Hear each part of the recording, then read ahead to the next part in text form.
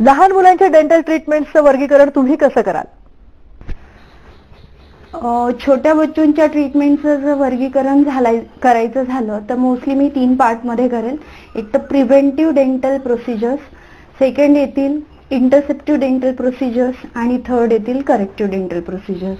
आता preventive dental procedures नावातच आपल्याला कळतंय की आपण प्रॉब्लेम प्रिव्हेंट करणार आहोत. म्हणजे प्रॉब्लेम उद्भवायलाच नको म्हणून काय केलं गेलं पाहिजे हे प्रिव्हेंटिव्ह येतं. जसं की मी म्हणेल दात किडायलाच नको म्हणून काय उपचार केले गेले पाहिजेत, हे सगळं प्रिव्हेंशन मध्ये येईल. सेकंड येतं ते इंटरसेप्टिव्ह डेंटल प्रोसिजर.